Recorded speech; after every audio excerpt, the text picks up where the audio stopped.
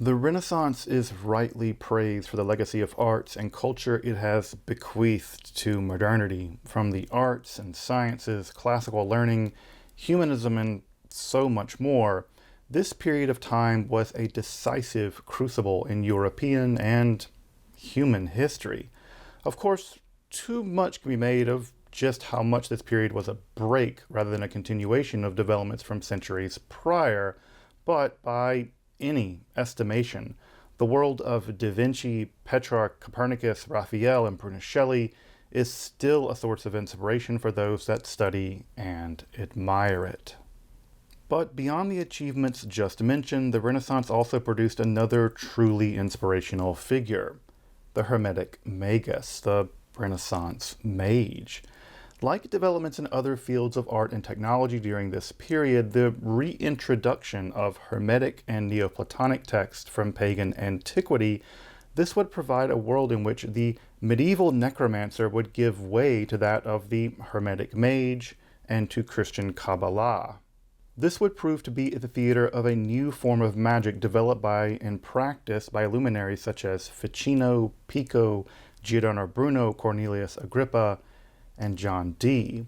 While these figures have gone on to endearing fame, or endearing infamy, one might wonder, how did one become a Hermetic mage during the Renaissance? What line of study would one take up to become a scholar magician? Curiously enough, a popular volume appeared in 1497 and would go on to many editions through the early modern period, which I think would have served as a kind of one-stop shop for the budding Hermetic philosopher and mage. In this episode, I want to explore a collection of Neoplatonic and Hermetic texts specifically selected and printed for their discussion of magic, sacrifice, daimones or spirits, the power of language, and late classical pagan philosophy, all of which would have been necessary reading for the would-be mage of the 16th century. Make sure to subscribe, check out my other content, and consider supporting my work of making scholarly and free content on topics in esotericism here on YouTube for free by checking out my Patreon, the one-time donation via PayPal, or perhaps with a super thanks that you can find just below the video. But now, let's turn to this wonderful and portable library of ancient sources that form the foundation for Renaissance and modern occultism. I'm Dr. Justin Sledge, and welcome to Esoterica, where we explore the arcane in history, philosophy, and religion.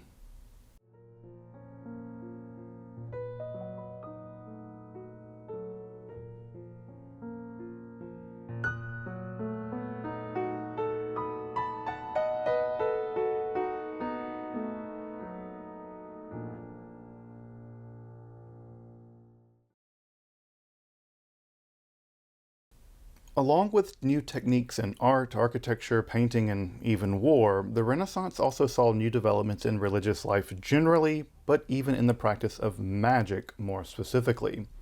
The recovery of works from the late classical world, especially the religious philosophical texts of the ancient Corpus Hermeticum, and the late classical pagan spirituality that we now call Neo-Platonism, along with the translation of works of Kabbalah, together with the continuation of the medieval grimoire magical tradition, all would come together to form the core of Renaissance and early modern occultism. I've covered a host of those very grimoires in other episodes, and even dedicated an entire episode to one of the most important figures in the transmission of Kabbalah into the Christian world by Yochanan Alameno.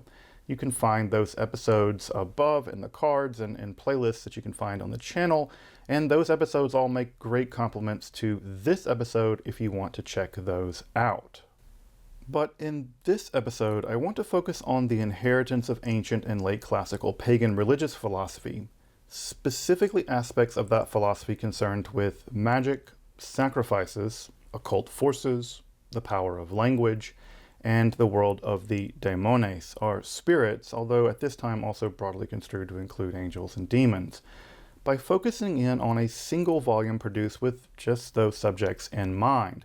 In fact, that volume, and this is my copy from 1577, I'd like to argue that this is just the kind of text that you would have wanted to pick up if you wanted to become a Hermetic mage during the Renaissance or the early modern period.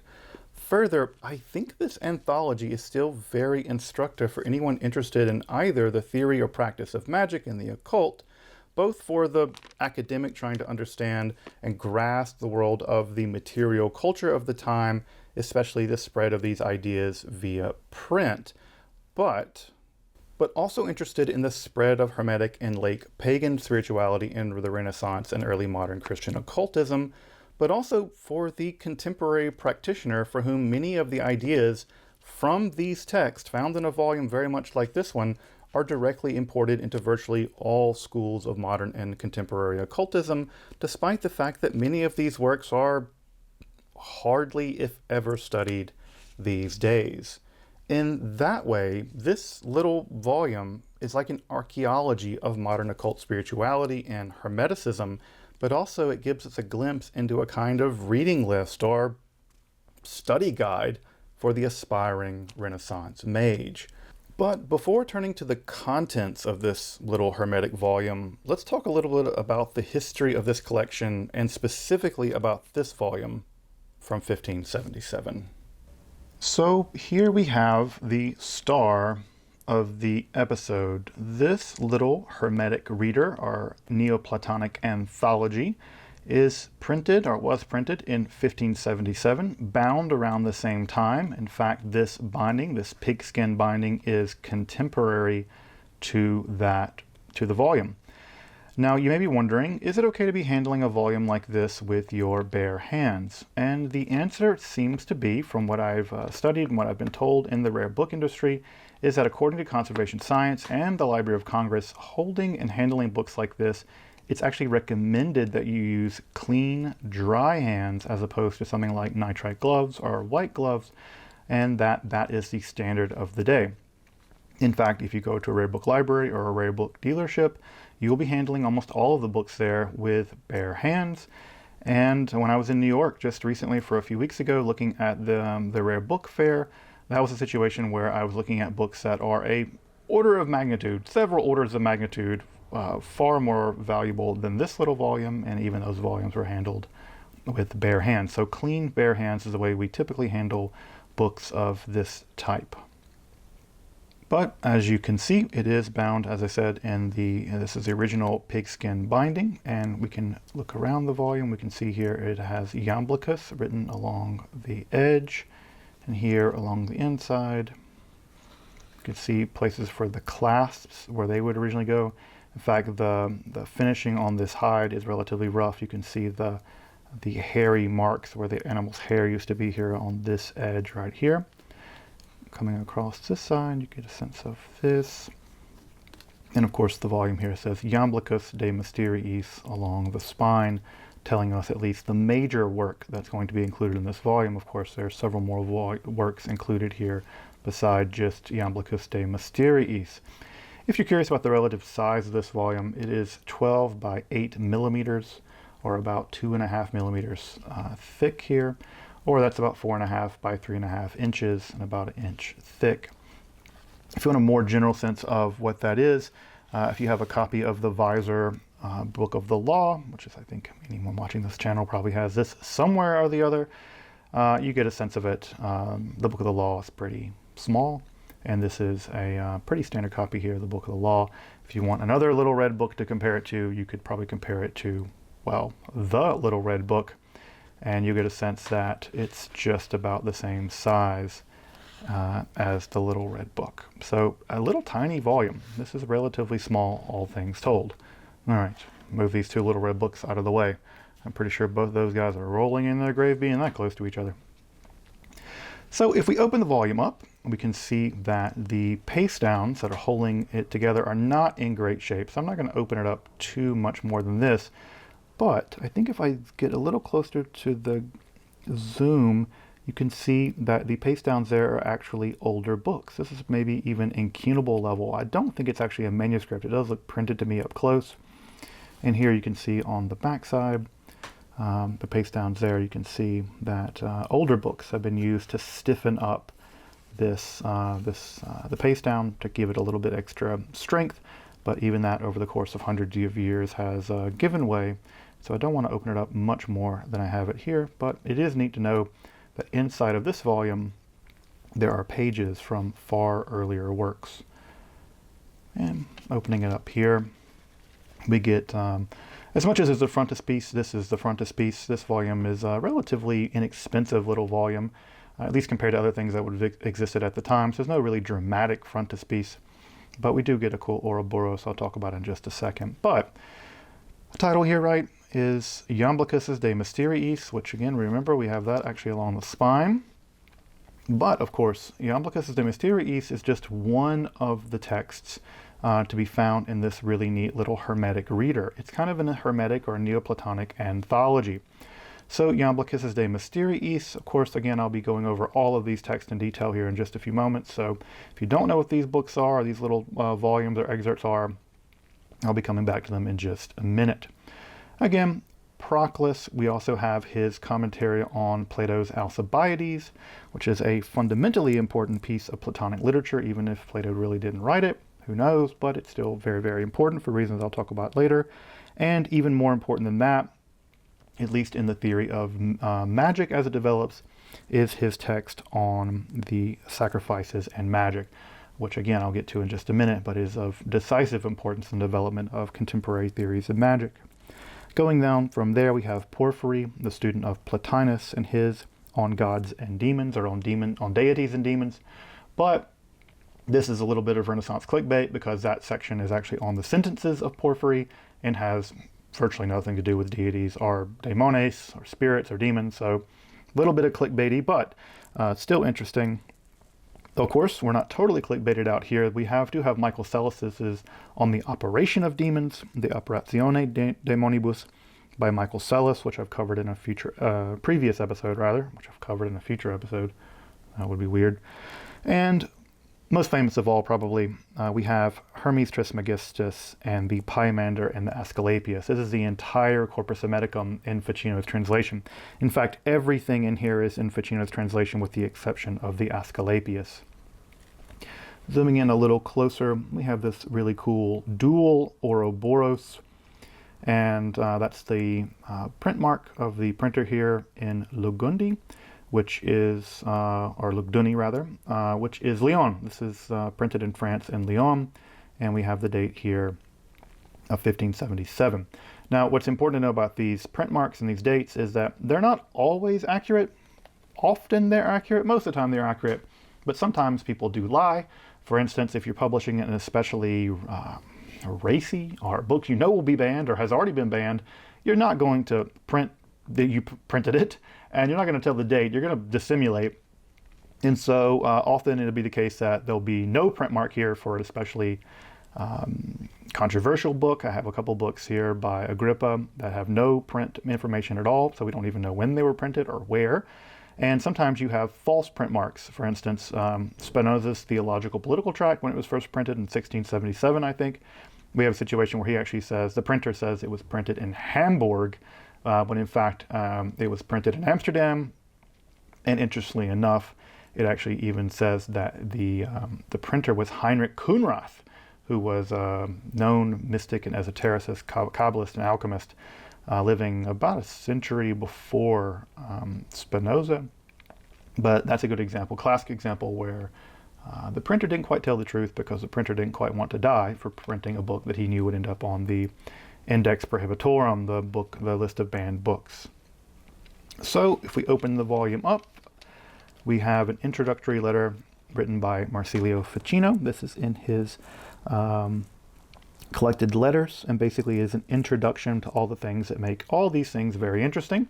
So it's why we should study all of these pagan writers, and noting that they are extraordinarily interesting and worth studying. So this is actually the introduction and the dedication to Iamblichus's De Mysteriis. And that launches us in, of course, into Iamblichus's De Mysteriis. You have some nice initial letters here. This is after the time period where they would just make a normal little Times Roman A, and it would be filled in with a hand-painted miniature. That's no longer being done at this point. Here we just have a nice printed large A. And what we have here is basically all of Iamblichus's De Mysteriis. So all of this here is Iamblichus De Mysteriis, on the mysteries of the Egyptians. Jumping over after the De Mysteriis, we get to the section here on Alcibiades. This is again Proclus's commentary on pseudo-Plato, maybe Plato's text, the Alcibiades, and specifically this is the excerpted sections dealing primarily with the nature of the soul and the soul's ascent to the divine. Moving on from our friend Proclus, who's one of my favorite philosophers of antiquity, by the way. I really do enjoy Proclus. His Elements of Theology, I think, is the most important and least understudied text of late antiquity. I find Proclus's Elements of Theology to be fascinating. It's like if you combined a Neoplatonic philosopher and Spinoza, assuming you don't think Spinoza is himself a kind of Neoplatonic philosopher, you just get the most interesting stuff. It's fascinating. All right, and we now come to Proclus's very famous text, and probably the most important and decisive text for the theory of magic in all of the Renaissance and pretty much all of modern occultism. This is a tiny fragment of Proclus De Sacrificio et Magia, which is on sacrifices in magic. This is part of Proclus's longer text. This is only a fragment of a much longer text that dealt with his religious philosophy that would also combined with things like his commentary on the Chaldean oracles, which is sadly missing. But this text, as I'll talk about in a minute, is crucially important for the idea of the microcosm-macrocosm relation and the idea of occult sympathies. So a core important text cited by almost everybody through the Renaissance. This is a super important text in the development of magic, although just a few pages, as you can see. Here we come to Porphyry's. This is actually Porphyry's Sentences, although Ficino gives it a slightly different title. And we have all of the first set of Porphyry's sentences. Porphyry's sentences are actually 44 sentences in total. The manuscript that Ficino was working with didn't have all 44. It was missing about a dozen, but we have all of them translated here. This is basically a thesis by thesis summary of Plotinus, the Enneads by Plotinus. So there's all kinds of neat things in here, and I'll be discussing all of these at length here once we finish with this this book tour. In fact, I feel like I'm channeling, or what's the right word? Channeling, or doing my best impersonation of Foolish Fish at this moment. Foolish Fish, as folks may know, Denis over at Foolish Fish does these fantastic occult book reviews. And so I'm channeling Denis. Denis, if you're watching this, thank you so much for your wonderful book reviews. And for folks who really love occult books, beautiful books in general, you actually have to go over to Foolish Fish and subscribe to his wonderful content. So Denis, I hope you're honored by my impersonation of you, or my channeling of you. Maybe it's even that. Again here, a little bit more from Porphyry. This is his De Abstinentia, which is his argument against blood animal sacrifice and his argument for why one should abstain from eating meat. This is an argument for what one might call mystical or Hermetic or Neoplatonic vegetarianism. And so a really fascinating argument against sacrifices and for vegetarianism coming here from Porphyry. In fact, it's a letter to a friend of his who fell off the wagon, so to speak, and began eating meat again, and Porphyry arguing that for spiritual reasons it's very important not to eat meat.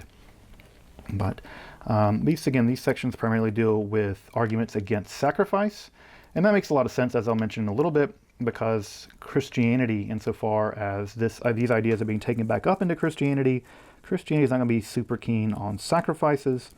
Animal sacrifices, blood sacrifices, given that Jesus has kind of already worked that out. So as you might imagine, that's not going to be a thing in Christianity. Again, we come here to our text of Michael Sellis on demons, which I've done an episode about already. So this is demons, but more daemones. This is to say spirits that exist in the world. This book is really interesting because it is a classification of various kinds of spirits and dialogue form. and also some of the things that demons are afraid of, or daemones are afraid of, and how to interact with daemones in various kinds of situations.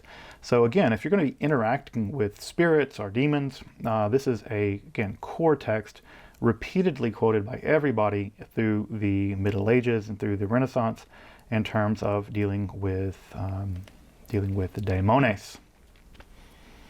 All right, we continue on past Michael Sellis's On Daemones, and we get to perhaps the piece de resistance of the volume, again occupying not a small amount, not as much as De Mysteriis, but a pretty substantial chunk of the text.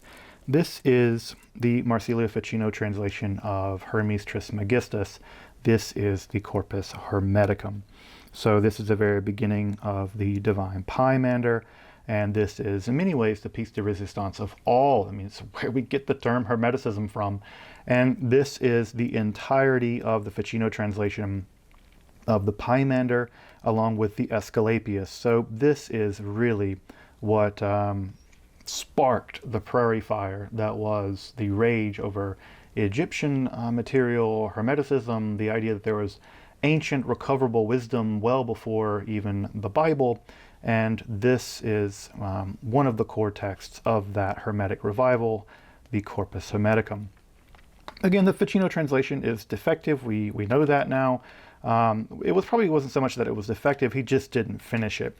And it was printed without his approval, and so when so far as it's printed without his approval, we don't have a great edition of it. And in fact, the Ficino manuscript that he was working with for the translation of the Corpus Hermeticum was incomplete. It only had the first 14 of the logoi of the Corpus Hermeticum that survive from antiquity. There are 17 in total. The Ludovico Lazzarelli edition would actually correct that and add all 17, but for reasons that are complicated, that edition never became terribly popular, and it was the Ficino edition that was printed and reprinted and pre-printed. I think it was first printed in 1474, but this edition already now 200 years after that, or 100 years after that, in 1577, is still being reprinted with Ficino's commentary here. You can see this is Ficino's commentary following after a couple of these. This is very brief little commentaries at the end of the day, but still interesting commentaries nonetheless.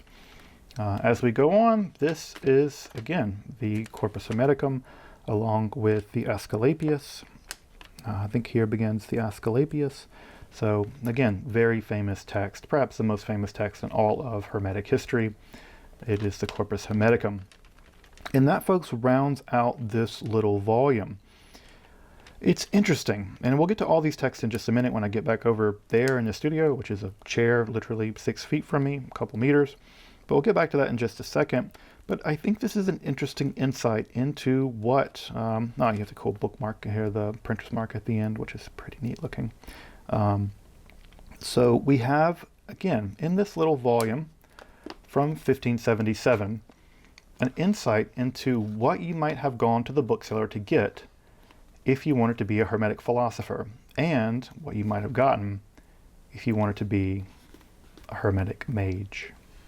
All right, book tour done. Let's talk about the contents of this volume. As I noted, this edition is an ancestor of the original 1497 edition, actually published just a couple years after Ficino's death, even more specifically aimed at topics in what would become Renaissance and early modern occult philosophy. Specifically, as I noted, the nature of the daemones, or spirits, the power of language, sacrifices, late pagan religious philosophy, etc. So, what's included in this anthology? Now, I'm not going to be able to be exhaustive of each of these texts, but hopefully a little introduction of each will prove useful, especially for you on your own study of this kind of material. Though I've actually done entire episodes dedicated to several of these texts already, and I'll point them out as I go. Well, the anchor text, as I noted, is on the Egyptian mysteries attributed to Iamblichus, the 3rd/4th century Neoplatonic philosopher. This text is, without exception, the single greatest articulation of Neoplatonic philosophy as it intersects with the late classical pagan spirituality to have survived from antiquity. Here we have the entire text in the Ficino translation. On the Mysteries details the nature of the soul in relationship to the gods, divine inspiration or epiphany, mantic rituals, the power and place of ritual sacrifice in theurgy, the nature of individual daemons or spirits and daemons more generally, and discussions of Egyptian symbolism, although it's quite romantic Hellenic discussions of Egyptian symbolism. For the aspiring mage, this text is like a time capsule to the world of 4th century pagan religion, ritual, and philosophy. I'm sure I'll be circling back to this text for at least an entire episode at some point soon, but it's clear why this text is the anchor for this volume. Next in the collection is a rather obscure work, at least these days. While Plato's dialogues are now appreciated as foundational in Western philosophy, what was once considered the most foundational and thus the first read and most studied of the dialogues goes practically unread by students today. There's even still continued doubt that it was even written by Plato. That dialogue is Alcibiades 1. Named for the Athenian general and statesman and lover of Socrates, the Alcibiades was considered by the ancients to be the single best introduction to the Platonic philosophy, and it's where ancient students started their philosophical journey, making their way to the Phaedrus and finally into the dizzying heights of the Parmenides. I still don't know what the Parmenides is about. Curiously, the Republic is actually missing from Iamblichus's ancient curriculum. I'll talk more about why in just a minute. But since Schleiermacher in the 18th century argued that the Alcibiades was basically an ancient forgery, the text has gone unread by most students. In fact, I got this PhD in philosophy, and I took several seminars in ancient philosophy and was never required to read it at all. And I think that it was actually only ever mentioned because I brought it up. Regardless, if you want to read Plato like an ancient Neo-Platonist, you can do so in this order. First the Alcibiades, then the Gorgias, the Phaedo, the Cratylus, Theaetetus, Sophist, Statesman, then the good stuff, Phaedrus, Symposium, Philebus, and Timaeus, and then of course finally the completely perplexing Parmenides. Again, the Republic is missing, as you probably noticed, but it's probably just because of how long the Republic is, not because of its lack of importance. It was certainly part of the curriculum, but not part of the standard student curriculum. But the text we have here in our anthology actually isn't Alcibiades 1. I'm sorry for that Alcibiades detour. It's actually the 5th century pagan philosopher Proclus's commentary on Alcibiades 1, along with a little introduction by Ficino. Specifically, in keeping with our theme, these excerpts of Proclus's commentary focus in primarily on his theories of the daemones, or the spirits, specifically the guardian spirit of Socrates, and how our soul both relates to these daemones, but also how we can resist the forces of evil to allow our soul to reunite with the divine. Of course, the unification of our soul with the divine is the core concern of Renaissance Hermetism and occult philosophy, from Ficino to Cornelius Agrippa's 3 books of occult philosophy. And there can be no doubt that this material is core to animating that discussion. Now, if you're reading along in the modern edition of Proclus's commentary, like the one put out by O'Neill, you'll want to start it around section 75 at passing. In fact, this is one of the only texts, and I'm covering in this episode, for which there is no public domain translation. That is to say, there's no translation of it by Thomas Taylor. Also, just FYI, I've listed all of these texts in the order they appear in the anthology, with links to read them in the description below. That is to say, public domain translations and also modern academic translations. I've also linked the original 1497 edition along with a very similar edition to my own from 1459, if you'd like to consult either of those as I'm working my way through this anthology. But that occult philosophy of Agrippa just mentioned wasn't just philosophy, it was also deeply magical. The next text in the collection is the absolutely decisive fragment of Proclus known variously as On the Hieratic Arts, or here as On Sacrifices and Magic. This relatively small fragment stemming from Proclus's now lost works of religious philosophy, including a lost commentary on the Chaldean oracles, which just makes me profoundly sad. that that's missing. He also had a whole commentary on the works of Homer. At any rate, it lays down the foundation for the groundwork of a core conception in magic, the occult sympathy and the idea of the micro-macrocosm relation. In these few pages, Proclus argues that all of reality is suffused with divinity and occult forces, which, because the microcosm and the macrocosm mirror one another, can be manipulated through various ritual practices or magic, specifically sacrifices. Further, these sympathies can also be manipulated through the rule of affinity, because a metaphysical bond exists between entities in the lower ontological realm and entities in the upper ontological realm, including the celestial and the purely spiritual realms.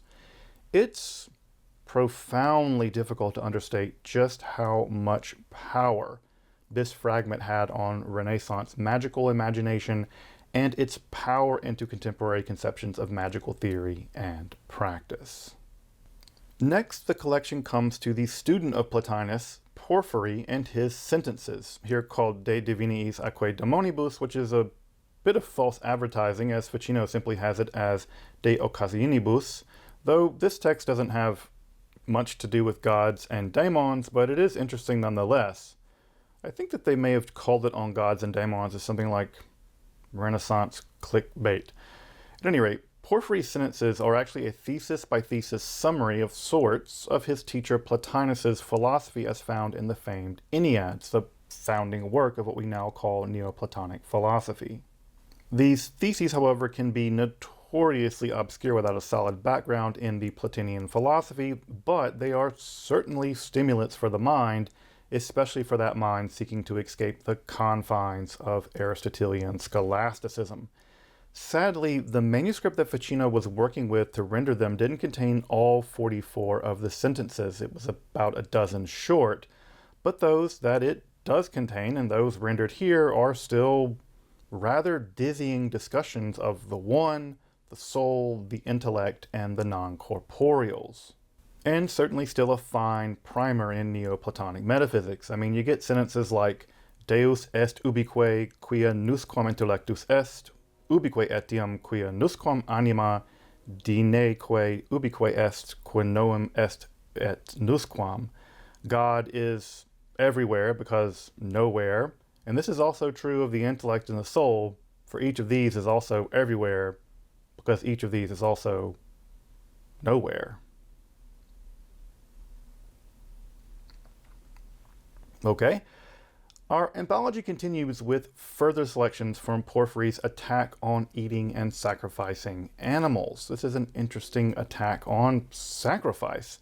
These selections from his book on the abstinence from killing animals mostly deals with his arguments as to why animal blood sacrifices are both unjust to the animals and unworthy of the gods, and that abstinence, complete abstinence from animals as food, must in fact be part of the spiritual preparation to ascend to the realm of the divine. Now, these selections clearly made a very strong impression on many Hermetic mages of the period. In fact, Ficino himself was a vegetarian, and probably served just as much as an argument against any return to animal sacrifices as part of this renovation of magic and Christian Hermetic spirituality. Again, while these texts are pagan, the magic being developed was fundamentally Christian, with the exception of Giordano Bruno, who's kind of an exception to everything, even not being burned alive. And, of course, Christianity has long argued that animal sacrifices are redundant or anathema or both, following the ultimate sacrifice of Christ as atonement for human sin. Regardless, this is still a fascinating text on analyzing, debating the role of blood sacrifices as part of Neoplatonic spiritual piety in relationship to its uptake, at least through editing, into the development of Neoplatonic Christian Hermetic Renaissance occultism and magic. Next up, of course, the Christian world abounded in demons, in both the sense of spirits more generally, but also evil spirits and fallen angels more specifically in the Christian context, and the next text was probably the most popular discussion of such beings in medieval and Renaissance literature, Michael Sellis's De Operatione Daemonum, or On the Operation of Demons. Now, I've actually made an entire episode on this wonderful text, if you want to check it out in the card above, but it's basically an analysis, a taxonomy, and a how-to when dealing with such entities. For instance, why so many instances of sorcerers have them depicted with swords? Well, we're told here that daemones, or demons, are terrified of iron, specifically sharp iron, because they come back together like water after being cut up, and it still pains them greatly to be hacked up. In fact, because of their ethereal nature, they're even easier to cut than water. Regardless, this text was considered the standard work on daemonology, not demonology, daemonology of the time, and if you're going to be dealing with such beings, Michael Sellis's On the Operation of Demons was necessary reading, hence it's in our anthology. The final text of the anthology also serves as a kind of secondary anchor and bookend.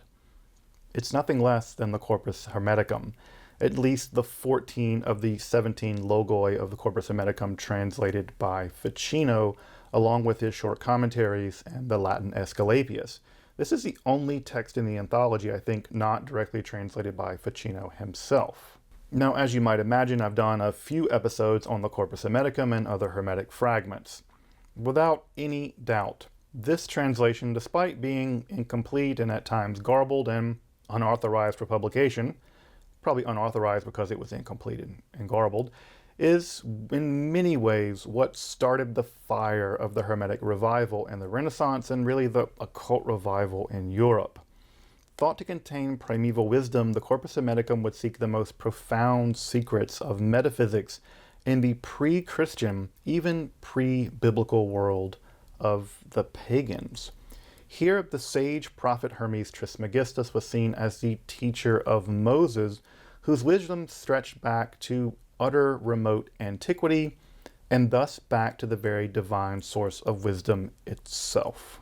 For centuries, the Corpus Hermeticum was heralded as the ancient foundation upon which an entirely new spiritual philosophy would be built, and while its star did dim after powerful arguments for its not-so-remote antiquity were made in the 17th century, this text remains both literally, and I think even more so symbolically, at the heart of much of post-Christian religious spirituality and philosophy.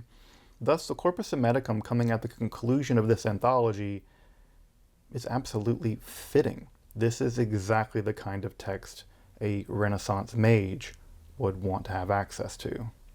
First printed in 1497 and then in numerous editions, including my little copy from 1577, this collection of ancient philosophy, religious, and spiritual practice is a fascinating glimpse into how Renaissance philosophy in spirituality sought to fuse late classical paganism, Neo-Platonic, and Hermetic philosophy into the emerging world of Hermetic Christianity and post-Christian spirituality and occultism. From the translator's pen of Marsilio Ficino, it's no doubt that just such a collection would have passed through the hands of those that went on to forge Hermetic Christianity, the magical occult philosophy of folks like Cornelius Agrippa and John Dee, in the post-Christian world of modern occultism, in some ways the stage set by Giordano Bruno. Thus, this anthology remains instructive, absolutely instructive for understanding the world of the Renaissance and engagement with late classical paganism, but also how that synthesis paved the way and informed much of theosophy and modern occult philosophy for that matter. It reveals what they took to be important and popular Hermetic reading of the day. In that way, I think this volume could well be reprinted. I mean, not in Latin, but reprinted as a window onto the world of syncretistic Renaissance spirituality, but also as the foundation of much of the contemporary post-Christian spirituality. In fact, in many ways, this is kind of the setting stone for that movement beyond Christianity, at least in literature. With that in mind, I've included links in the description below to each of the texts excerpted, anthologized, and discussed in this episode in the order they appear in this Renaissance volume. The only exception is Proclus's commentary on Alcibiades 1, for which there is no public domain translation, at least not one that I could find. I mean, we can't rely on Thomas Taylor for everything. They are all wonderful texts in their own right, and read in this light, and read in the light of this curious little anthology, which was again continuously printed in some form from the late 15th all the way through the 17th century. This gives us an interesting glimpse into the foundational world of Renaissance, late classical pagan, Neoplatonic, and Hermetic spirituality and philosophy, as they were all taken up into the development of the occult philosophy. Until next time, I'm Dr. Justin Sledge, and thank you for watching Esoterica, where we explore the arcane in history, philosophy, and religion.